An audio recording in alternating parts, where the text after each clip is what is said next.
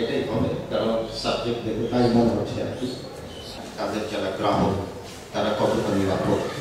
নিশ্চয়ই কর্তা ব্যক্তি অনিরাপদ থাকেন, তখন ওই সমাজের তখন গ্রাহকরা চান যে আমার টাকা আমি আর ব্যাংকে রাখবো না।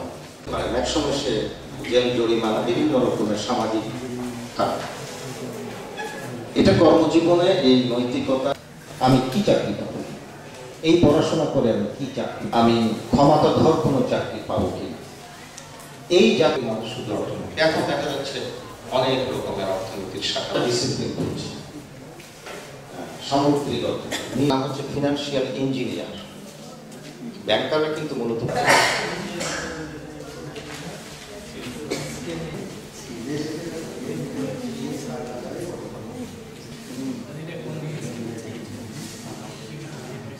পাশাপাশি অনেকে যারা ধর্মভীরু মানুষ তারা আবার এই সুদের বিনিময়ে ঋণ নিতে চান না।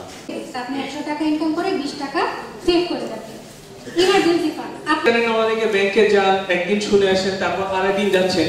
যেহেতু আপনার অর্থ পাচারটা আমাদের দেশ থেকে বেশি হচ্ছে, এটাই হবে, কারণ সাবজেক্ট দেখে তাই মনে হচ্ছে আর কি।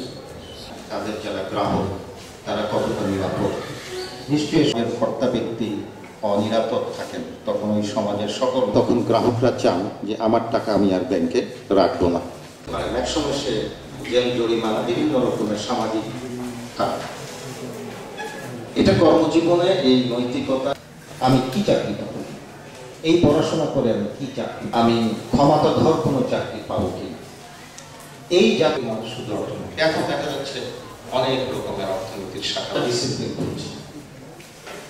সামুদ্রিক নাম হচ্ছে ফিনান্সিয়াল ইঞ্জিনিয়ার।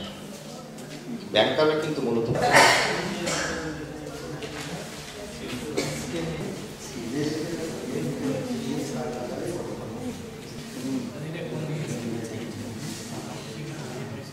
পাশাপাশি অনেকে যারা ধর্মভীরু মানুষ তারা আবার এই সুদের বিনিময়ে ঋণ নিতে চান না।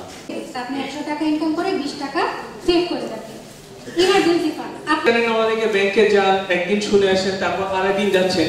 যেহেতু আপনার অর্থ পাচারটা আমাদের দেশ থেকে বেশি হচ্ছে, এটাই হবে, কারণ সাবজেক্ট দেখে তাই মনে হচ্ছে আর কি। তাদের যারা গ্রাহক তারা কতটা নিরাপদ। নিশ্চয়ই কর্তা ব্যক্তি অনিরাপদ থাকেন, তখন ওই সমাজের তখন গ্রাহকরা চান যে আমার টাকা আমি আর ব্যাংকে রাখবো না। একসময় সে জেল জরিমানা বিভিন্ন রকমের সামাজিক কাজ। এটা কর্মজীবনে এই নৈতিকতা। আমি কি চাকরি পাবো, এই